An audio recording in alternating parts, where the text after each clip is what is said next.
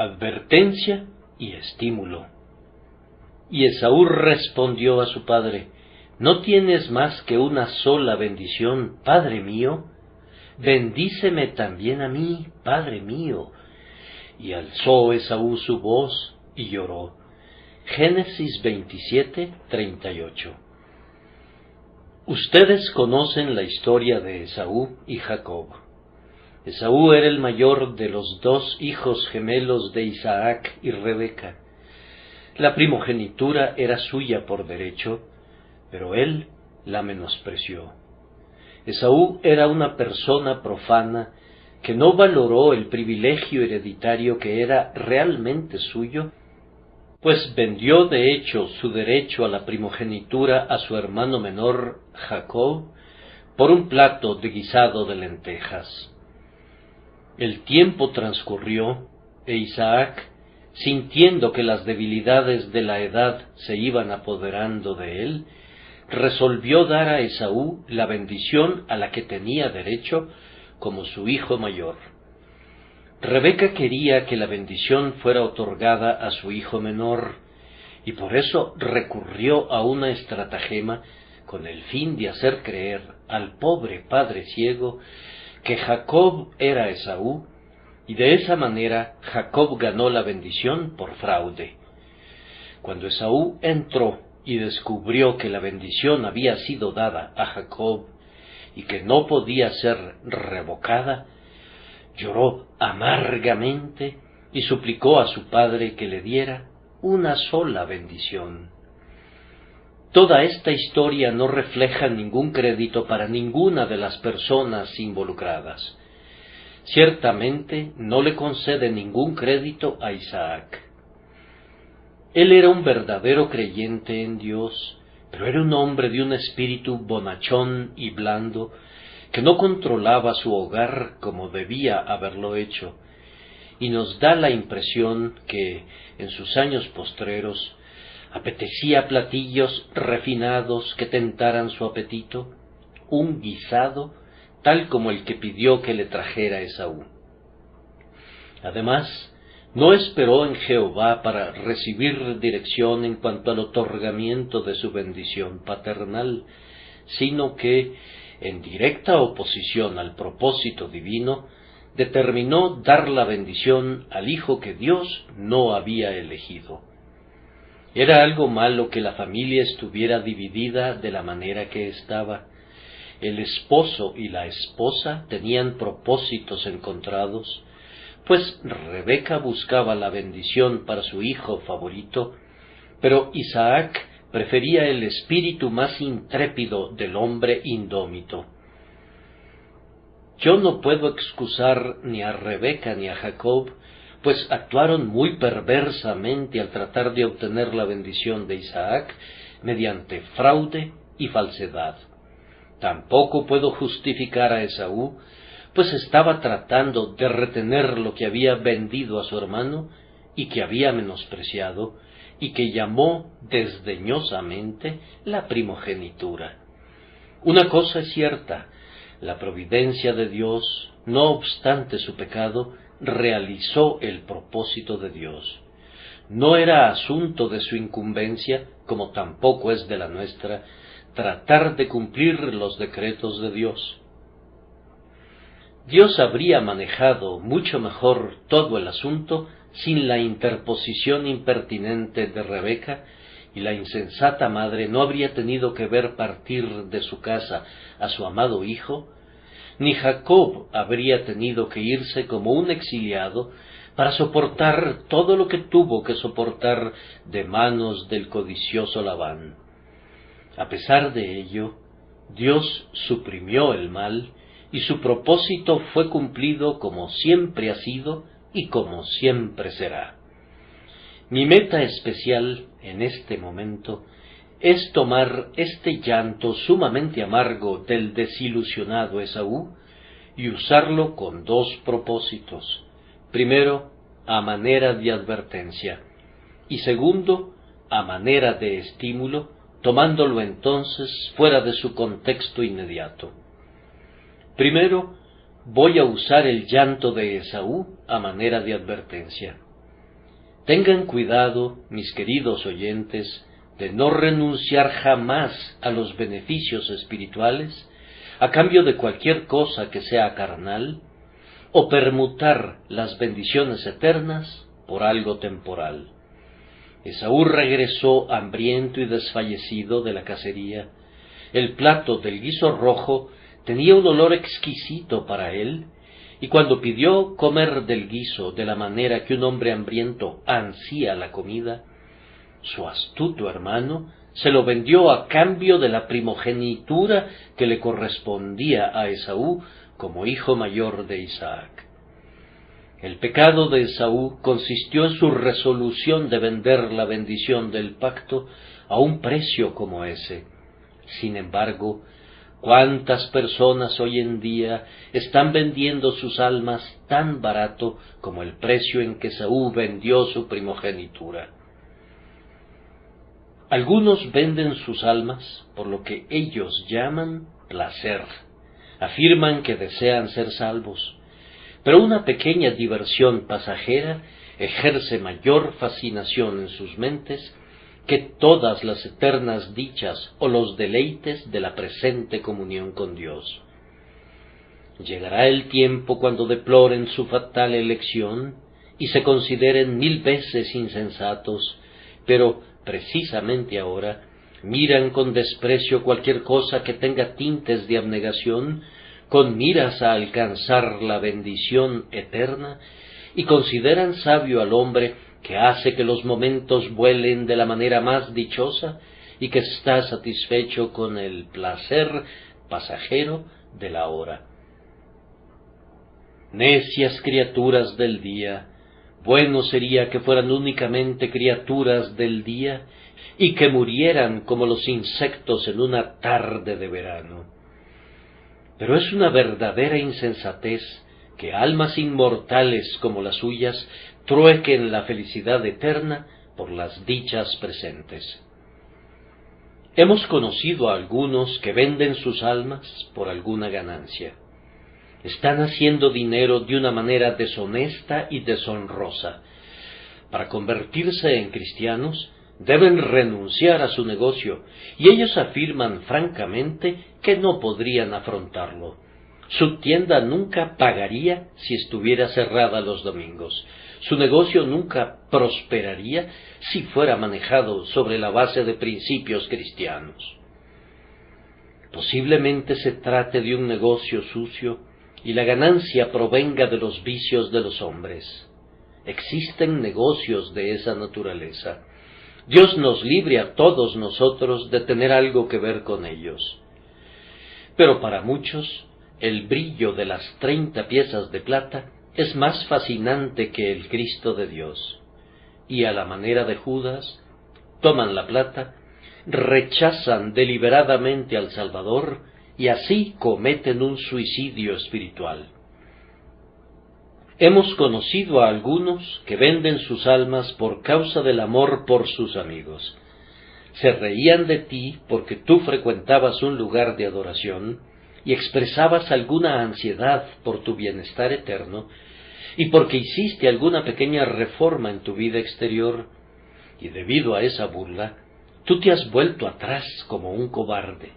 Has dado tu espalda al cielo y estás descendiendo al infierno simplemente para escapar de las mofas y de las burlas de pecadores semejantes a ti. Tu conducta es indigna de cualquiera que se llame hombre, y tal conducta atraerá seguramente la justa condenación de Dios sobre cualquiera que fuera culpable de actuar así. Sin embargo, ¿cuántos echan mano del plato de guiso y apartan de sí las bendiciones celestiales por temor de que alguna persona u otra los llame metodistas o puritanos y se burle de ellos por su rectitud de carácter?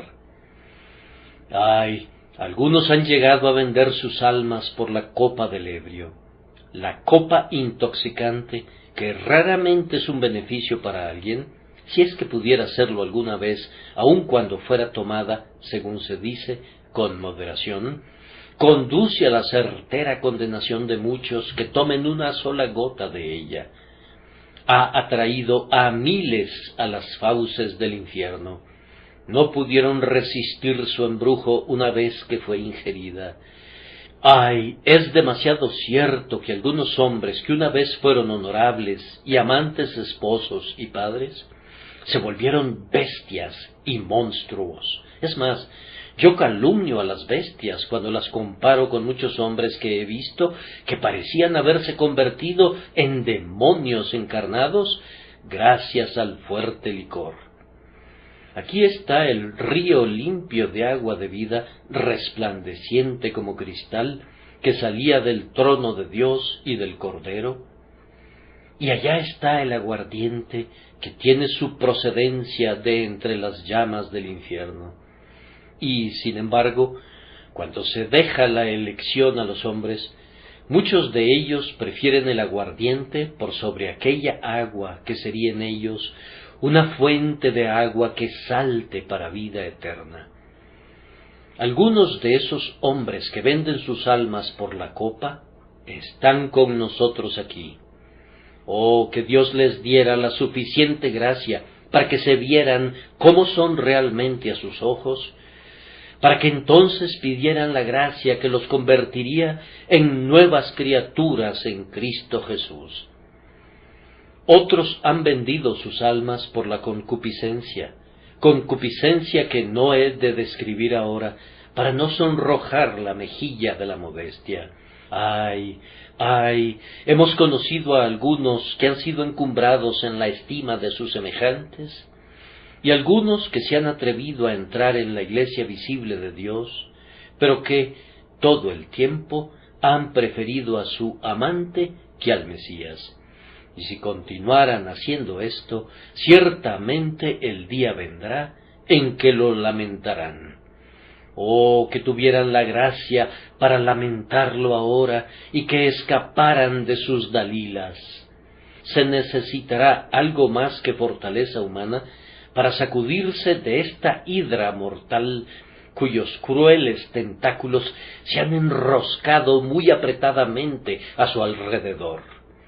A continuación, tengan cuidado de no contentarse con una bendición secundaria. A Esaú no parecía preocuparle que Jacob tuviera la bendición espiritual. Como no podía obtenerla, parecía dispuesto a contentarse con una bendición temporal. Y muchos hombres dicen: a mí denme un próspero negocio, o abundancia de alimento y bebida. Quiero divertirme y vivir mi vida a plenitud. En cuanto a esos gozos de los que hablan los cristianos, me importan un bledo. Ellos se pueden quedar con su excelente país arriba, en medio de las estrellas. Me basta con disfrutar de mis cosas buenas aquí abajo.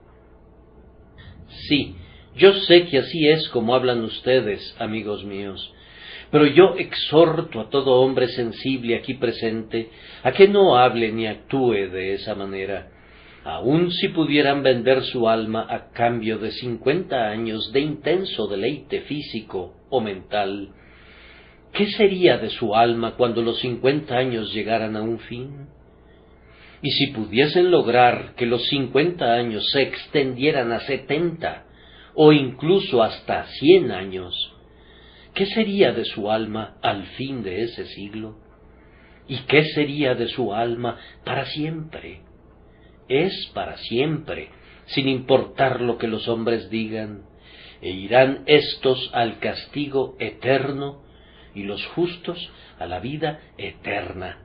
El castigo tiene la misma duración que la vida, eternamente y para siempre. ¿Vale la pena hacer un convenio como ese? ¿Comprar un plato de guiso rojo al precio de su alma inmortal?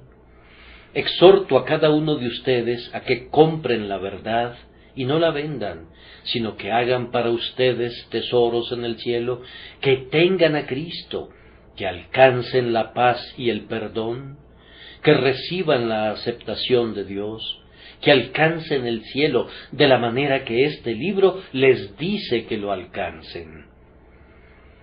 Si sólo consiguiesen obtener extensos acres de campos fértiles, todos han de quedar atrás. si acumularan una gran cantidad de oro y plata, todo ha de quedarles a sus herederos, que probablemente se reirán ante el pensamiento del necio que acumuló tanto para que ellos lo dispersaran. No actúen tan insensatamente, sino busquen alcanzar la bendición principal. Que Dios en su gracia los capacite para obtenerla en esta misma hora. Recuerden que si ustedes abandonaran este mundo sin haber recibido esta bendición, al igual que Esaú, no encontrarían un espacio para el arrepentimiento, aunque lo buscaran ávidamente con lágrimas. Isaac no podía recordar qué había dicho, y Dios no alterará nunca lo que ha dicho. La idea de la salvación universal se ha estado extendiendo en este país y también en otras tierras, y fíjense bien, doquiera que esa doctrina se extienda, el vicio ha de extenderse y se extenderá como su consecuencia natural e inevitable. Cuando se les enseña a los hombres a creer en la salvación universal definitiva, su inferencia inmediata y legítima es: entonces podemos vivir como queramos, pues todo saldrá bien al final. Y ellos van a vivir como quieren, pero todo no saldrá bien al final. Quienes enseñan esa doctrina mentirosa son embajadores del diablo y tendrán que responder por ello ante el tribunal de Dios. Yo no les presento una falsedad como esa. Yo les digo lo que el libro de la verdad de Dios me dice, y es que si viven y mueren sin arrepentimiento, sin fe y sin santidad, con la misma seguridad que los justos vivirán para siempre en el cielo, ustedes vivirán para siempre en el infierno. Yo les imploro que, puesto que valoran su alma inmortal, no pongan en peligro sus intereses eternos confiando en estos sueños y ficciones, pues eso es lo que son. El que es justo al morir será justo eternamente, y el que es inicuo al morir será impío eternamente. Así que, si no desean tener que llorar y crujir los dientes en angustia y en ira por su propia estupidez, vuelen ahora, se los imploro, a la esperanza que está puesta delante de ustedes en el Evangelio, y aférrense de Jesús, que es el único que puede salvarlos. No es un placer para mí tener que pronunciar este solemne mensaje. Lo entrego proveniente de un corazón adolorido, como la carga del Señor, y habiéndoles dado la advertencia, lo dejo con ustedes para pasar a la segunda parte de mi tema. Ahora he de hacer un trabajo más placentero, y es que voy a usar mi texto a manera de estímulo. Yo quisiera que en este mismo momento se alzara de muchos corazones este grito de Esaú, aunque dándole un significado mucho más elevado. ¿No tienes más que una sola bendición, Padre mío? Bendíceme también a mí, Padre mío. Y primero, hombres y mujeres inconversos, ¿acaso no es tiempo de que fueran bendecidos por Dios? ¿No se preguntará cada uno de ustedes, ¿no es tiempo de que sea bendecido por Dios? Tantas personas allegadas a mí han sido bendecidas. Mi madre hace mucho tiempo que está en el cielo. Mi hermana es miembro de la iglesia. Algunos que se sientan a mi lado en esta banca han creído en Jesús. ¿Cuándo me vendrá la bendición? El aguacero ha caído a todo mi alrededor, y yo he de quedarme seco para siempre. La gran marea de la gracia ha parecido barrer hasta mis pies, y no arrojará nunca su agraciada espuma sobre mí. Estoy avanzando en años, y fui traído aquí cuando era un niño, y ahora yo traigo a mi propio hijo, pero todavía no soy salvo. Muchos de mis amigos han muerto desde que oí por primera vez el Evangelio, y he asistido a sus funerales. He perdido a un pariente y luego a otro. Si yo hubiera sido el que fue llevado, ¡Ay! ¡Ay! ¿En qué abatimiento estaría sumida mi alma en este momento? He oído muchos sermones sobre el Evangelio sencillo. Nuestro ministro no procura hacer un despliegue de oratoria, siempre tiene por objetivo predicar a nuestros corazones. Yo sé que quiere llevarme a Jesús y que estaría encantado si oyera que alguna palabra suya o de alguien más me condujo a confiar en Cristo como mi Salvador. No es un pequeño privilegio oír el Evangelio fielmente predicado, y en algunos momentos he sentido el poder de ese Evangelio y he decidido arrepentirme, y luego he dado la vuelta y heme aquí todavía sin ser salvo. Parecería algo extraño que algunos que eran moralmente peores que yo han sido llevados a entrar en el reino de los cielos, mientras que yo he permanecido fuera, y que algunos que no oyeron el Evangelio ni la mitad del tiempo que yo lo he escuchado, lo aceptaron, mientras que yo lo he rechazado. Yo desearía que continuaran reflexionando en ese tono, tanto aquí como en su casa. Tal vez Dios bendecirá ese monólogo, y especialmente si le agregan esta oración: «Oh Señor, ya es tiempo de que tenga tu bendición. Bendíceme, sí, bendíceme también a mí, oh Padre mío.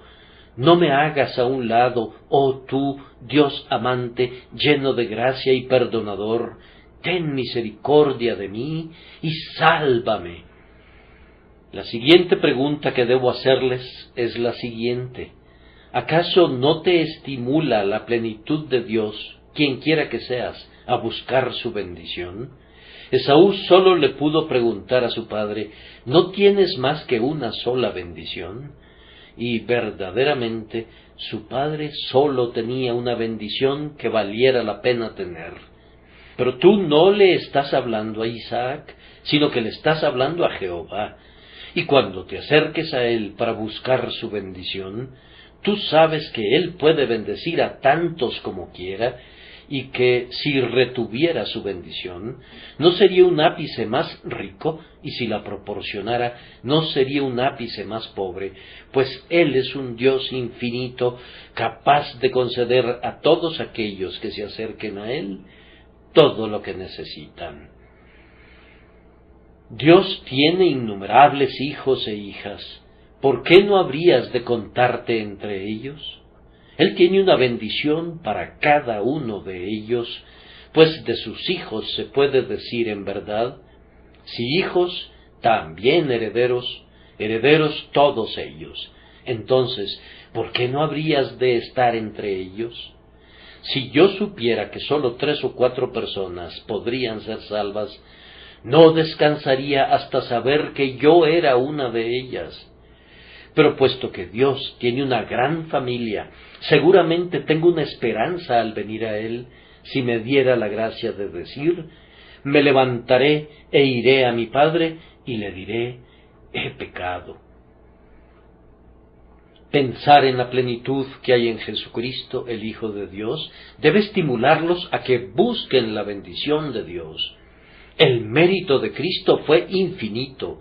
Las ovejas por las que entregó su vida son innumerables como las estrellas del cielo y como la arena de las playas. Todos los que han creído en Él, y todos los que todavía han de creer en Él, pertenecen a ese rebaño redimido. Por tanto, ¿por qué no habrías de estar en medio de ellos?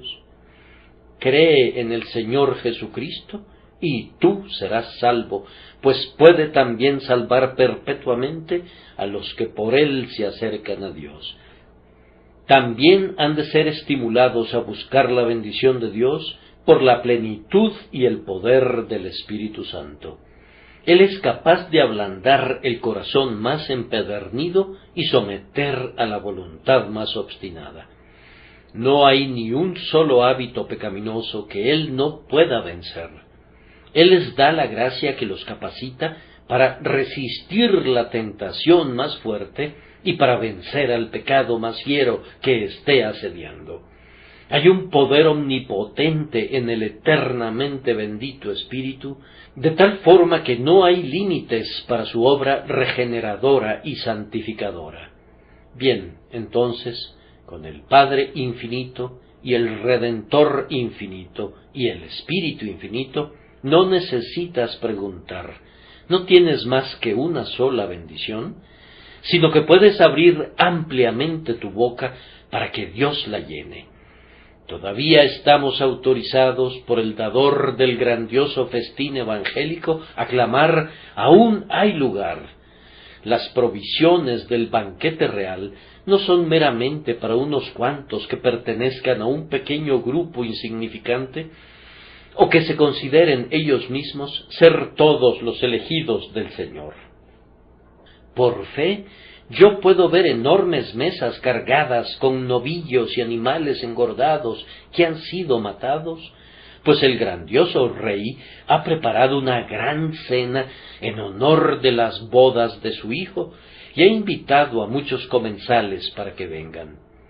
Yo sé que el cielo no está preparado solo para un grupo pequeño y selecto de santos, pues Juan vio allí una gran multitud, la cual nadie podía contar, de todas naciones y tribus y pueblos y lenguas, que estaban delante del trono y en la presencia del Cordero, vestidos de ropas blancas y con palmas en las manos, y clamaban a gran voz, diciendo: la salvación pertenece a nuestro Dios, que está sentado en el trono, y al Cordero.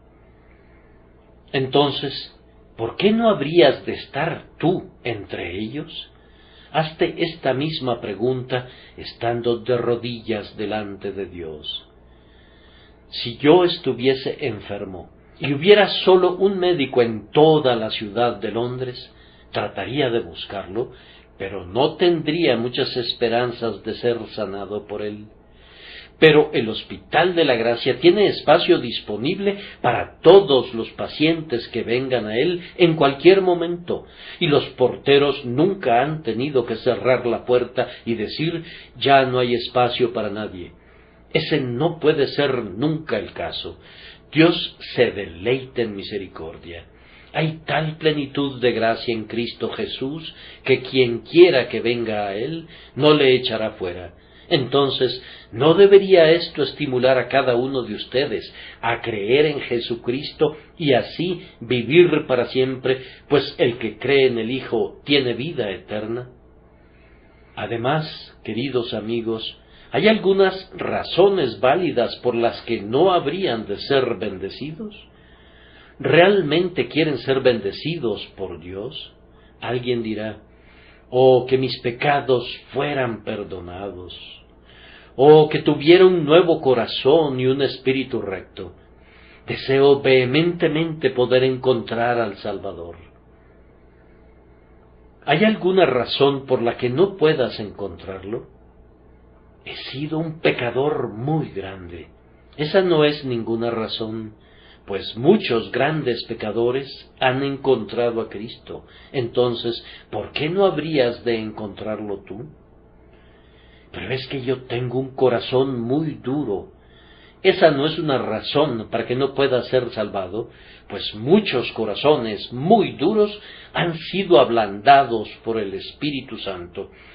Y cuando tienes una redención que es de infinito valor y un Espíritu Santo con un infinito poder para renovar el corazón, la gravedad del pecado pasado o la profundidad de la depravación presente no pueden ser una razón para que la misericordia infinita no les pueda ser mostrada.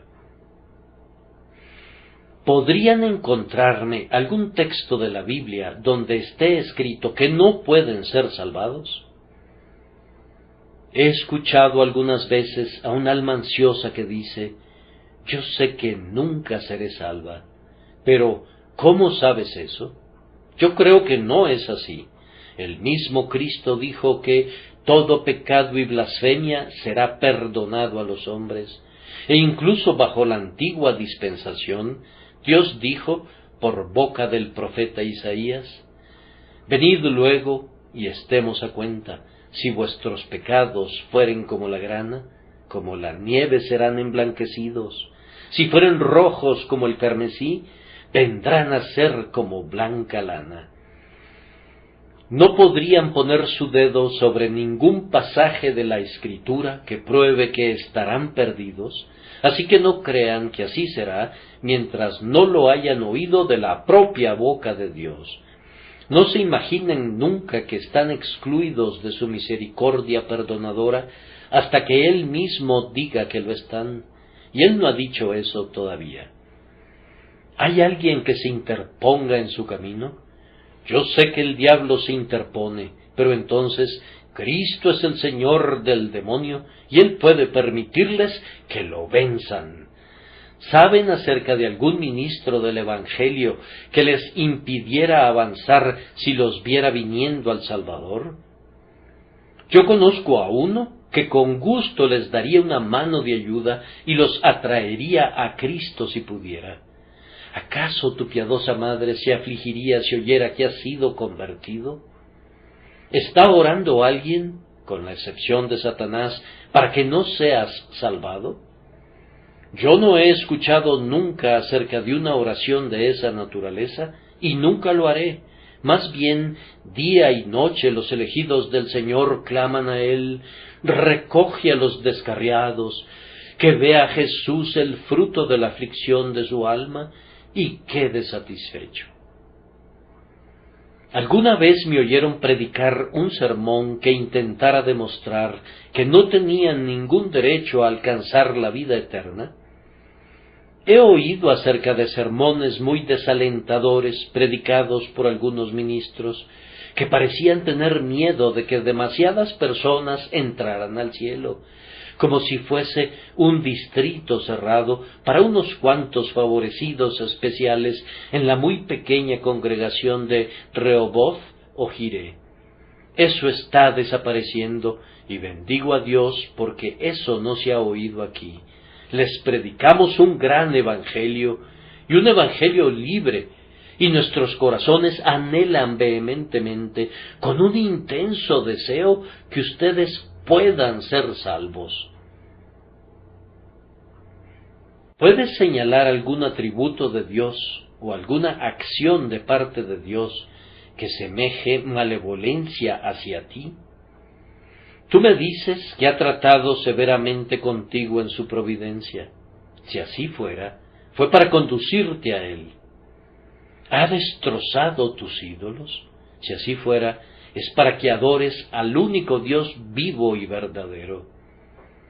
Eres muy pobre, tal vez sea lo mejor que pudiera ocurrirte. Cuán pocos ricos individuos entran jamás al reino de los cielos. ¿Acaso puedes ver algo en Jesucristo que impida a los pecadores venir a Él? Mira sus heridas. ¿Acaso dicen, pecador, mantente lejos de mí? Mira sus sienes coronadas de espinas. ¿Acaso dicen, no quiero que vengas a mí? Mira sus brazos ampliamente extendidos sobre la cruz. ¿Acaso te repelen ellos? De ninguna manera. Más bien, ¿no son mantenidos abiertos para que los peores pecadores puedan llegar a su corazón y encuentren paz y perdón allí? Piensa en el Espíritu Santo y lee acerca de lo que ha hecho, y luego ve si hay algo en él que muestre que no quiere que vengas a Cristo. Vamos, Él es el bendito Espíritu que atrae a los pecadores a Cristo, no los aleja de Cristo. Si el Espíritu te convence de pecado, no es para hacer que te desesperes, excepto para hacer que te desesperes de salvarte a ti mismo, y esa es una buena obra, pues te conducirá a mirar a Jesús para que encuentres la vida eterna en Él. Me atrevo a decir que no hay nada en el Padre, que no hay nada en el Hijo, y que no hay nada en el Espíritu Santo que hiciera que el pecador verdaderamente arrepentido y creyente pudiera decir, la misericordia no es para mí. Por el contrario, hay una gran atracción inherente a cada persona de la Divina Trinidad para atraer a los pecadores a la Trinidad.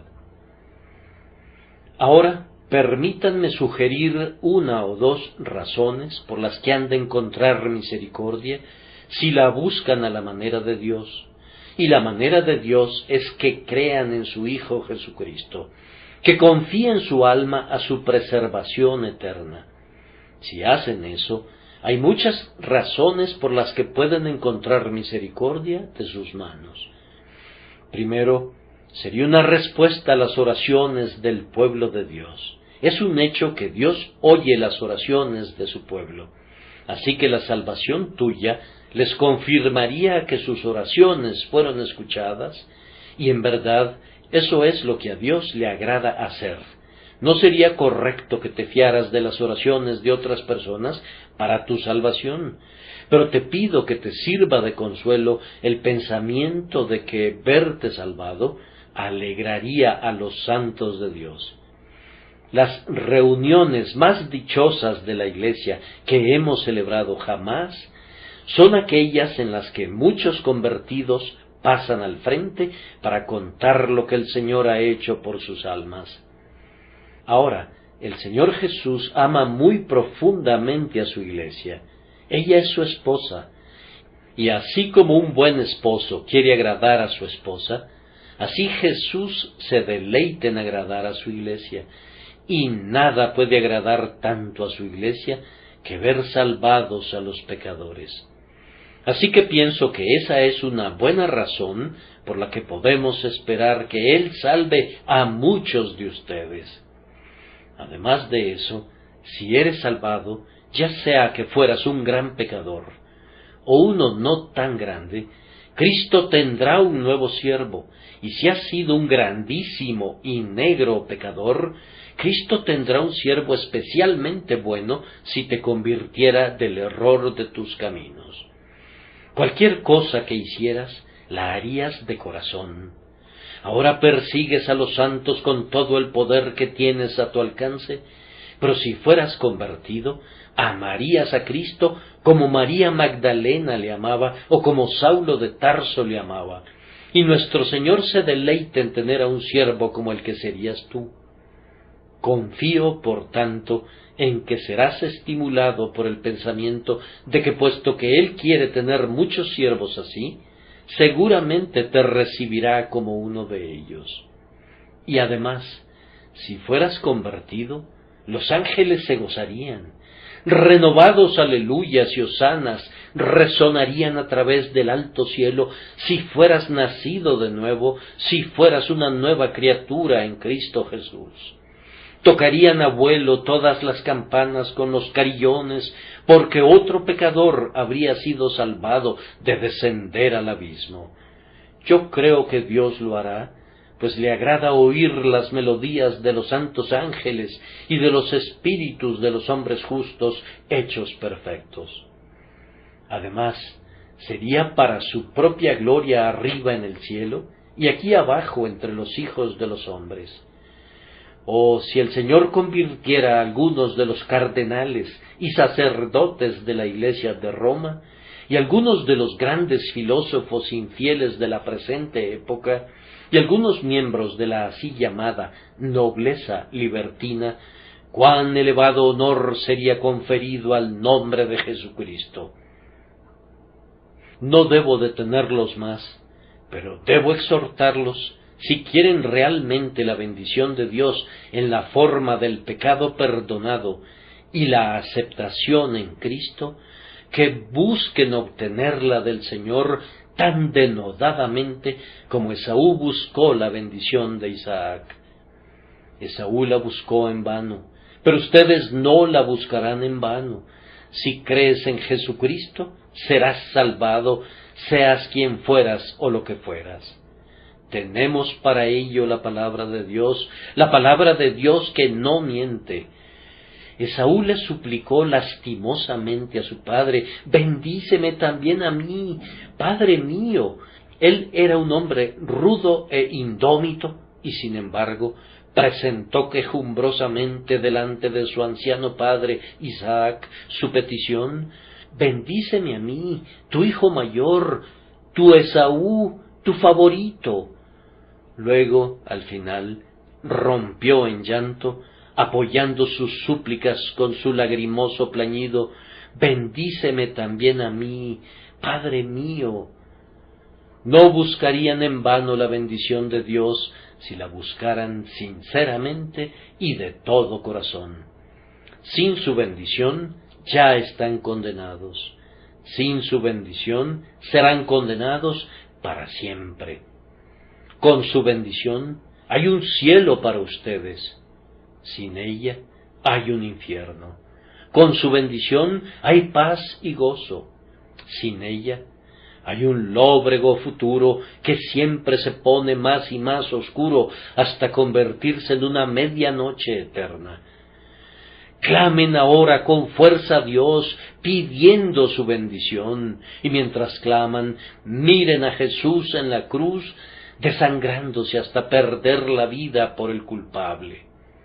Una mirada a Él con fe salva el alma para siempre. Otra vez cito las palabras de Pablo, dichas al carcelero de Filipos: «Cree en el Señor Jesucristo y serás salvo». No sé qué más pueda yo decir. Si he estado hablando a hombres sensibles que valoran su alma inmortal y Dios bendice mi mensaje, habré dicho lo suficiente. Si hablo a personas que están infatuadas con su pecado y que están inclinadas a suicidarse espiritualmente, no podría decir lo suficiente aunque hablara hasta que sus oídos ya no pudieran oír y mi lengua ya no pudiera hablar más. Eterno Espíritu, obra sobre los elegidos de Dios en este momento y condúcelos a verse tal cual son, y luego a ver a Cristo como su Salvador, y fuérzalos a cada uno de ellos a clamar: «Bendíceme también a mí, Padre mío». Amén.